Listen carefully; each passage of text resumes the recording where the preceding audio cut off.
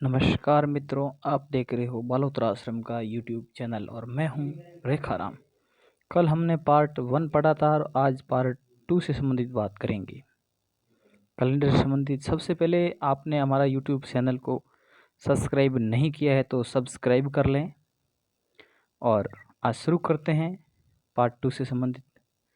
तो कल हमने पढ़ा था कुछ साधारण बात और आज भी साधारण से ही शुरू करते हैं। सामान्य वर्ष को हम साधारण वर्ष भी कह सकते हैं और लीप वर्ष। सामान्य वर्ष में 365 दिन होते हैं, लीप वर्ष में 366 दिन होते हैं। कल वाला ट्रिक वही का वही है। सामान्य वर्ष के लिए सिर्फ बदलाव ये है थोड़ा, सामान्य वर्ष में तो वही का वही है 033 714 725 035 और लीप वर्ष के लिए आपको सिर्फ अगले 2 अंक चेंज करने हैं 723 714 625 035। अब ये कैसे कम हुआ 0 या 7? मैंने आपको बताया था ना 0 या 7 रविवार के लिए, उसी से 0 या 7 -1 करेंगे तो 6 और 3 में से -1 करेगा 2, मतलब कि लीप वर्ष के लिए एक हमें माइनस करना 1 माइनस करना है। चलते हैं आगे। 100 वर्ष में कितने लीप वर्ष होते हैं?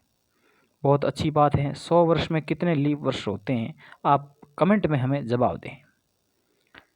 आपने पढ़ा होगा लीप वर्ष कितने, 100 वर्ष में कितने लीप वर्ष होंगे, तो बता दें आपको 100 वर्ष में 24 लीप वर्ष होते हैं, 24 लीप वर्ष। और हर 4 वर्ष में, हर 4 वर्ष में 1 लीप वर्ष आता है। 4 वर्ष में 1 लीप वर्ष आता है, 1 लीप वर्ष आता है। हर 4 वर्ष में 1 लीप वर्ष आता है। 400 वर्ष में कितने लीप वर्ष होते हैं? अब वही की वही बात अपन 100 वर्ष के हिसाब से निकाल लें। ट्राई करें एक बार। 100 वर्ष, 100 वर्ष में 100, तो 400 में हम 4 से गुणा कर लें साधारणी, तो 4 से गुणा करेंगे तो 96। फिर है 96 नहीं, 400 वर्ष में हर 400 साल के बाद 1 लीप वर्ष बढ़ जाता है। हर 400 साल के बाद 1 लीप वर्ष बढ़ जाता है। जैसे कि हर 100वां साल लीप वर्ष नहीं होता, उसी प्रकार 400वां साल एक बार लीप वर्ष बढ़ जाता है। चलते हैं आगे। अब जन्म तारीख के अनुसार किस तरह वार निकालते हैं अपन, वार को निकालेंगे आज, तो ट्राई करते हैं वार निकाल के। ये किसी की जन्म तारीख है 4 जनवरी 1998, इसे अपन निकालते हैं। तो चलो इसको निकालते हैं वाइट पेज पर। 4 जनवरी 1998। अब इसको सॉल्व करते हैं अपन। इसको सॉल्व करते हैं तो 4, अब जनवरी का 0, मैंने आपको कोड बताया था 1900 का कोड 0 और 98 का कोड, पीछे 98 है तो 98 सीधा डायरेक्ट उतार लेते हैं अपन। और 98 से एक और बात, इससे लीप वर्ष और निकालता हूँ मैं, तो लीप वर्ष आ रहे हैं हमारे यहाँ 24। अब टोटल इसको 7 से कम करते हैं धीरे धीरे, 7 से पूरा पूरा भाग जाता है, उस संख्या को काट देते हैं, बचता है वो हमारा आंसर होता है। और इसको 7 से काटते हैं तो बचता है 3, 7 3 21, 3 बचा, 21 हो गए, बच गए 3 और 4 और 3 7, ये भी कट गए। अब 98, 7 एकम 7, पीछे बचे 2, 7 दूना 28, ये भी कट गया। आंसर शेषफल हमारे पास बचा 0। शेषफल से ही आंसर होगा, भागफल से आंसर नहीं होगा। अभी शेषफल से आंसर होगा, तो शेषफल बचा 0। अब 0 से हमें मिला 0 या 7, 0 या 7, तो आंसर हमारा हो गया रविवार। इस तारीख से हमें निकलता है रविवार। अभी एक और डेट ले लेते हैं आप किसी की। जैसे माना कि एक बार प्रश्न पूछा था कभी, बहुत बढ़िया सवाल था, मैं आपके सामने प्रस्तुत करना चाहूँगा। 29 फरवरी 1896 को एक बच्चे का जन्म हुआ, तो वो बच्चा अपना पहला जन्मदिन कब मनाएगा? ये आपसे मेरा क्वेश्चन है। आप मुझे कमेंट बॉक्स में इसका उत्तर दें। मैं अगले वीडियो में ये आपको सॉल्यूशन दूंगा इस वीडियो प्रश्न का। बहुत अच्छा क्वेश्चन है, मुझे भी सीखने को मिला है और आप भी सीखो और अपन चलते हैं आगे।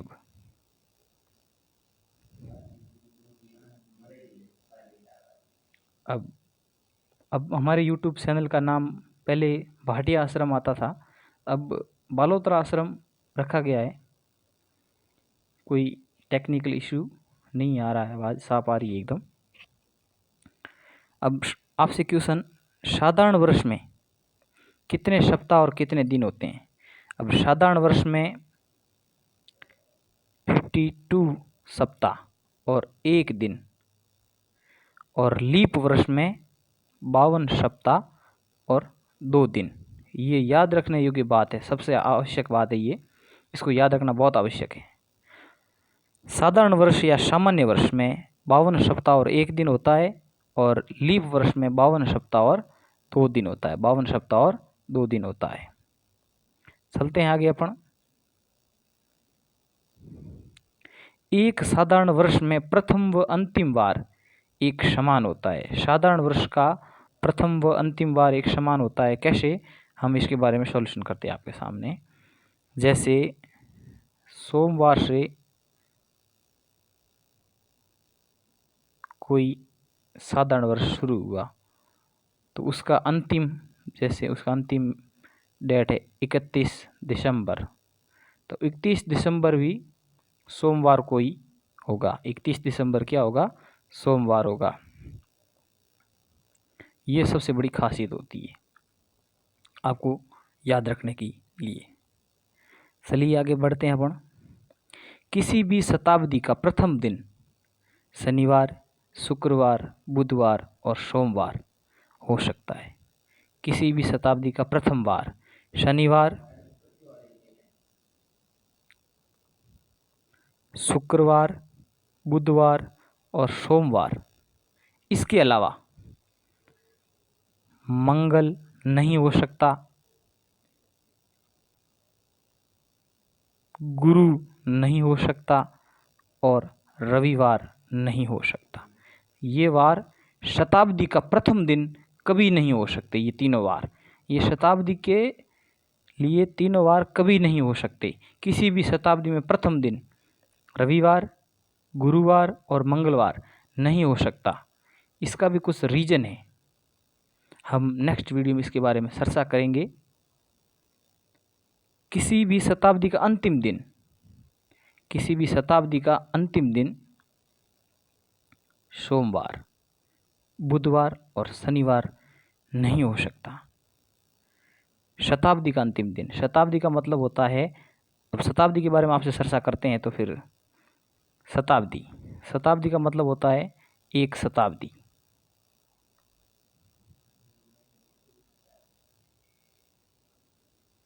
शताब्दी का मतलब होता है 100 वर्ष। अब वर्तमान में चल रही है हमारे 21वीं शताब्दी, वर्तमान में चल रही है 21वीं शताब्दी।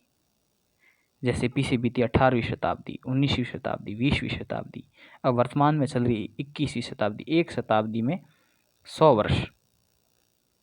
तो 100 वर्ष का जैसे कि अब शुरू होता है तो अपना 2001 का 1 जनवरी, 2001 का 1 जनवरी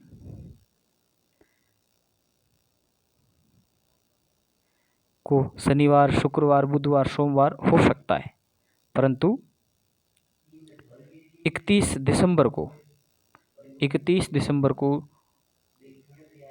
दिसंबर 2099 को सोमवार, बुधवार, शनिवार कभी नहीं हो सकता। ये बात थी। और किसी भी शताब्दी का अंतिम दिन मंगलवार, रविवार, गुरुवार, शुक्रवार हो सकता है। लीप वर्ष का कैलेंडर 28 वर्ष के बाद समान होता है, यानी कि लीप वर्ष का कैलेंडर 28 वर्ष के बाद समान हो जाता है। 28 वर्ष के बाद लीप वर्ष का कैलेंडर समान हो जाता है। 28 वर्ष बाद अब लीप वर्ष आपको मैंने बता दिया 52 सप्ताह और 2 दिन का लीप वर्ष होता है। इसमें 366 दिन होते हैं, बाकी साधारण में 365 दिन होते हैं। इसमें 66 दिन इसलिए 29 फरवरी ज़्यादा होती है। इसी से पूछा जाता है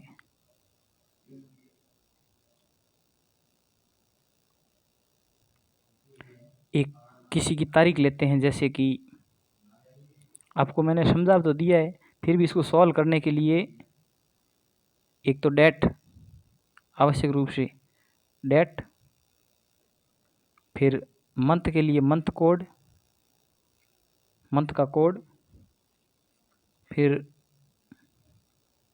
वर्ष कोड, वर्ष कोड,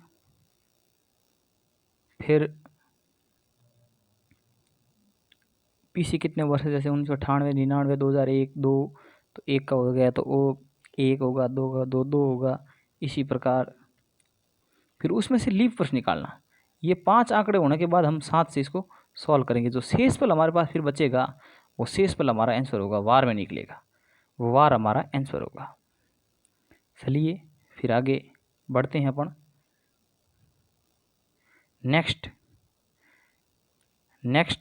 अपन कल पढ़ेंगे